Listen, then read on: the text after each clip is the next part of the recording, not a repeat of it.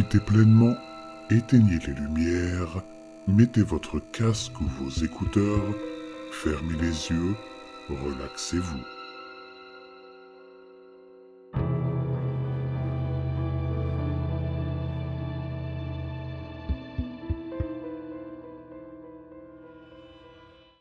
Résumé de la partie précédente. Alors qu'ils sont hébergés chez leur tante Paula à cause des problèmes de leur mère, deux faux jumeaux, le narrateur et Jeanne, assistent à la veillée funèbre du père de l'oncle Jack. Livrés à eux-mêmes, ils finissent par se retrouver seuls dans une partie vide du funérarium. C'est alors qu'ils entendent une musique étrange, douce et triste, semblant provenir du cercueil fermé. Attirés, ils s'approchent et posent l'oreille contre le cercueil, comme hypnotisés. La musique les enveloppe dans une expérience profonde et hors du temps. Ils sont finalement retrouvés par leur tante, paniqués. Ils avaient disparu pendant 4 heures, alors qu'ils croyaient n'avoir été seuls qu'1 heure tout au plus. Ce moment mystérieux les marque profondément, et le narrateur commence à avoir des rêves et des pensées étranges, comme si quelque chose avait changé en lui. Des années plus tard, alors qu'il suit sa petite amie nommée Darcy à un mystérieux événement nocturne, il se retrouve dans un immeuble désaffecté, où un groupe de personnes entoure un cadavre attaché à une table, le torse grand ouvert. Darcy tente de le rassurer en expliquant que ce sont des corps récupérés illégalement mais sans famille. Alors qu'il tente de comprendre ce qui se passe, l'ambiance devient de plus en plus inquiétante. Il semble qu'un rituel ou un événement inhabituel soit sur le point de commencer, et que la musique entendue auparavant soit liée à quelque chose de surnaturel, voire sombre, auquel il n'a jamais cessé d'être connecté. Je regardais les gens faire la queue pour porter à leur tour le masque du cœur. Comme je l'ai rapidement appris, il s'agit de mettre un grand tablier comme on le ferait pour se faire couper les cheveux, de se pencher devant le cadavre dont la poitrine a été creusée et d'enfoncer son visage dans la plaie. La première fois que j'ai vu cela, j'ai été tellement choqué que je n'ai pu que regarder fixement. Quelques personnes ont retenu leur souffle, mais la plupart d'entre elles étaient munies d'une longue paille pliable en plastique ou en métal qu'elles utiliseraient comme une sorte de tuba pendant leur plongée macabre dans cette grotte sombre et humide. Tout le monde, ou presque, en est ressorti avec un visage ensanglanté qui souriait d'une oreille à l'autre. J'ai regardé Darcy et j'ai parlé à voix basse. « Qu'est-ce que tu m'as amené à faire ?» Elle grimace légèrement. J'aurais bien voulu t'en dire plus, mais c'était contraire au règlement, et tu ne serais probablement pas venu. Et c'est quelque chose que je voulais que tu expérimentes, que je voulais que nous vivions ensemble. Elle marque une pause, puis ajoute « Ce n'est que ma 2e fois. La première fois, c'était à Topeka, et c'était loin d'être une foule aussi cool. Je veux dire, ça a marché, mais j'ai de grands espoirs pour ce soir. » Je voyais bien qu'elle était excitée, mais je ne m'en souciais plus. Qu'est-ce que ça veut dire, ça a marché ? Quel est le but ? C'est quoi les terres de la nuit ? Elle m'a donné un coup de coude pour que la ligne dans laquelle nous étions apparemment avance. Puis elle a commencé à expliquer. Les jumeaux, ils ont trouvé un moyen d'utiliser un cadavre pour voir dans un autre monde. Je suppose qu'il s'agit d'une autre dimension. Je ne sais pas. Mais en gros, on ouvre la cage thoracique comme ils l'ont fait, puis on verse du sang sur les organes. En général, on utilise un peu de sang de jumeaux. Mais j'ai entendu dire que d'autres sangs fonctionnaient, mais pas aussi bien. Une expression d'irritation passa sur son visage.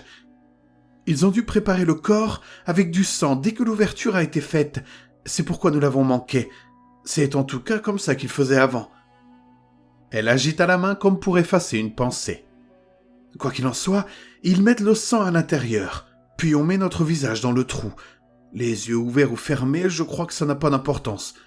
Au bout de quelques secondes, on se rend compte qu'on voit quelque chose, à un autre endroit. Ils appellent ça les terres de la nuit. La file d'attente s'est encore allongée. Alors tu comprends à quel point c'est insensé ? Est-ce qu'ils mettent du LSD dans le cadavre ou quelque chose comme ça ? Je chuchotais. Mais plus je m'énervais et plus j'avais peur, plus j'avais du mal à parler à voix basse. Ce que tu dis n'est pas possible, et de toute façon je ne vais pas mettre mon visage dans un putain de cadavre. La bouche de Darcy s'est transformée en une fine ligne. Écoute, je comprends. Tu n'as pas l'habitude de ce genre de choses. Tu as peur, mais je te dis que c'est bon. Les corps sont toujours propres et n'ont pas de maladie, et tout ce que tu as à faire, c'est de porter le masque pendant quelques secondes. Ensuite, tu pourras partir si tu le souhaites, mais j'espère que... Je lui ai coupé la parole. Non, je pars tout de suite. Et si quelqu'un essaie de m'arrêter, j'appelle les flics. Darcy s'est soudain avancé, empoignant fermement ma chemise. Son regard était féroce. Écoute, il faut que tu te réveilles. S'ils le veulent, ils peuvent te tuer et laisser les morceaux de ton corps éparpillés sur 3 pâtés de maison avant qu'un flic n'arrive. Mais ils ne le feront pas. Ils te demanderont de rester. Si tu refuses, ils s'écarteront et te laisseront partir. Et dans 1 mois, tu disparaîtras, putain. Elle roule des yeux. Et comme je t'ai amené, j'aurai probablement droit à la même chose, voire pire. C'est ce que tu veux ? Je ne savais pas quoi lui répondre, alors j'ai simplement dit non. Elle acquiesce, relâche ma chemise et me tend une paille en plastique. Très bien alors. Va te préparer et on va s'en sortir. Si tu ne veux plus me voir après ce soir, je comprends. Mais pour les 30 prochaines minutes, j'ai besoin que tu restes mon petit ami et que tu fasses comme si tu en avais quelque chose à faire. Je voulais répondre, mais je n'en voyais pas l'intérêt. Je savais qu'elle était manipulatrice, qu'elle jouait sur mes sentiments pour elle et sur mon sens de la galanterie pour me faire accepter. Mais en même temps, je ne pensais pas qu'elle mentait. Elle nous avait mêlés à une foule très dangereuse et j'allais devoir aller jusqu'au bout. 10 minutes plus tard, c'était au tour de Darcy. La femme aux cheveux gris qui nous avait accueillis plus tôt s'était précipitée et était déjà dans un coin en train de s'essuyer le visage avec une serviette humide. Nous étions à la fin de la file d'attente, avec seulement un adolescent maigre au regard maussade derrière moi. J'avais l'impression de pouvoir à peine respirer, partagé entre la crainte de ce qui allait arriver et l'envie d'en finir. En regardant autour de moi, la plupart des gens étaient regroupés, parlant avec enthousiasme ou s'essuyant le visage. Les jumelles se tenaient à l'écart, observant en silence, un petit sourire sur leurs lèvres pâles et parfaites. Puis Darcy s'est tournée vers moi, le visage parsemé de taches de sang. Je me suis rendu compte qu'une grande partie du sang avait déjà été effacée par les fous précédents, et cela m'a amené à penser à mettre mon visage au même endroit que tous ces gens, cadavres propres ou pas. J'ai intérieurement grimacé, mais il était trop tard pour m'en préoccuper.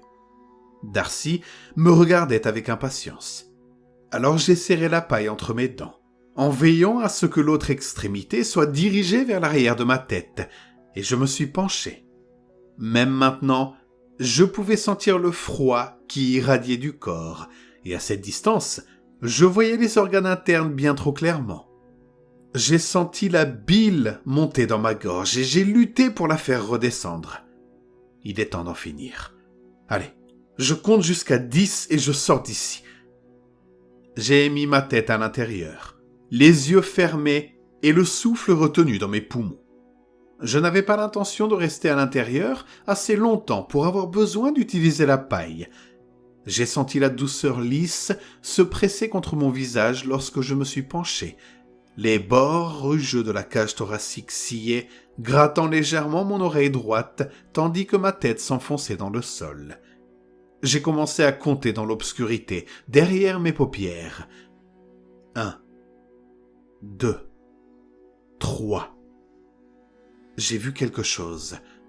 Au début, j'ai cru que c'était juste des flashs et les images rémanentes bizarres que l'on voit quand les yeux sont fermés et appuyés contre quelque chose. Et j'ai continué à compter. 4, 5. Non, attendez. Je voyais vraiment quelque chose. C'était une large bande de plage baignée d'un clair de lune pâle. Le sable ressemblait à de la poudre verte. Mais c'était difficile à dire avec certitude.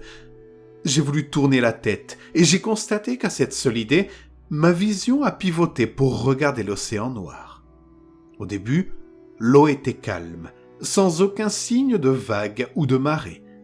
Mais plus loin, j'ai vu un remue-ménage. Quelque chose de grand sortait de l'eau. Sa tête et son long cou penché dépassaient le miroir noir de l'océan alors qu'elle se dirigeait vers le rivage. Sa tête en forme d'enclume étant couverte de pointes d'ambre rougeoyantes qui, d'après ce que j'ai compris, étaient ses yeux. Je savais que la chose pouvait me voir, qu'elle me regardait, et j'avais l'impression qu'elle ressentait la même chose que moi, une certaine familiarité. Au fur et à mesure que la chose s'approchait, j'entendais un chant étrange sortir d'elle. Elle chantait pour moi, et je sentais mon cœur se gonfler et vibrer au rythme d'une réponse. Je n'avais jamais ressenti autant de joie et de justesse de toute ma vie. Et quand on m'a soudainement éloigné de ce cadavre qui se décomposait lentement, j'ai poussé un gémissement comme un enfant que l'on arrache au confort chaleureux du ventre de sa mère. J'ai lutté avec des mains inconnues pour y retourner. Mais une voix a coupé court à mon besoin frénétique et m'a fait me retourner pour en chercher la source. C'était la femme connue sous le nom de Jeanne. Elle me souriait et posait une main sur ma joue sale tandis que je la regardais. « Voilà maintenant, reviens vers nous, tu t'es si bien débrouillé », m'a-t-elle dit. J'ai ressenti un petit élan de fierté alors que j'essayais de retrouver mes repères dans l'ancien monde. « Ta petite amie m'a dit que c'était ta première fois ?» m'a-t-elle demandé. J'ai fait un signe de tête muet, le son de sa voix m'emplissant d'un sentiment de confort et de plaisir profond. Elle me rappelait la musique que j'avais entendue dans les terres de la nuit. C'est ce que j'ai dit, mes mots étant lents et marmonnés. Les yeux de Jeanne s'écarquillèrent et je vis son frère s'agiter dans mon champ de vision périphérique. « De la musique ? Tu as donc entendu de la musique quand tu étais là-bas ?» J'ai à nouveau hoché la tête. C'était merveilleux. Cela venait de... Je ne sais pas ce que c'était, mais je le savais d'une manière ou d'une autre. Il y avait une certaine forme de familiarité. Le sourire de Jeanne s'était élargi et elle avait des larmes au coin des yeux. Martin, quant à lui, s'était avancé et me donnait une tape dans le dos, me félicitant pour quelque chose. Je ne comprenais toujours pas ce qui se passait exactement, mais je supposais que c'était une bonne chose. Je voulais juste qu'elle continue à parler. Et je voulais qu'il m'aide à retrouver cet endroit merveilleux. Un homme portant une sorte de gilet tactique et ce qui ressemblait à une mitraillette s'est soudain approché et a chuchoté à l'oreille de Martin. Avant, j'aurais été terrifié à l'idée que des hommes armés se cachent dans l'ombre, mais maintenant, c'était plutôt de la curiosité. Je voulais entendre ce qu'il disait à Martin pour que sa bonne humeur se détériore si rapidement, mais tout ce que je pouvais distinguer, c'était deux mots qui ressemblaient à souris et griffe. Cela n'avait aucun sens, mais cela a tout de même provoqué une forte réaction. Martin a jeté un coup d'œil significatif à Jeanne, puis s'est tourné vers moi. « Nous venons d'apprendre que nous allons recevoir des invités indésirables dans environ 5 minutes, alors nous devons y aller. Nous aimerions que vous veniez avec nous si vous le voulez bien. » J'ai jeté un coup d'œil à Jeanne, puis à lui. « Oui, bien sûr, je veux comprendre. Jeanne a rayonné et m'a serré rapidement dans ses bras. Lorsqu'elle s'est éloignée, elle a jeté un coup d'œil vers moi. « Tu peux amener ta petite amie si tu veux, » m'a-t-elle dit. Je me suis retourné pour suivre son regard et j'ai vu Darcy qui se tenait à quelques mètres, le visage à peine nettoyé et la bouche ouverte. Je l'avais complètement oubliée, mais je ne voyais pas vraiment en quoi elle comptait maintenant. « Oui, je suppose qu'elle peut venir si elle le souhaite. » À mes mots, l'expression de Darcy devint blessée, mais elle se reprit assez vite pour dire qu'elle adorerait se joindre à nous, m'avançant pour me prendre le bras. J'ai lutté contre une vague d'irritation et je me suis retourné vers les jumeaux. Martin me tendit une serviette et nous fit signe de le suivre. 2 minutes plus tard, nous descendions des marches et montions dans un SUV noir qui était prêt et attendait juste à l'extérieur du bâtiment. Alors que nous démarrions, j'ai vu la lueur orange et furieuse des feux allumés au 3e étage. Dans l'obscurité, je me suis rapidement assoupi dans le silence de mes nouveaux amis et avant même de m'en rendre compte, je m'étais endormi.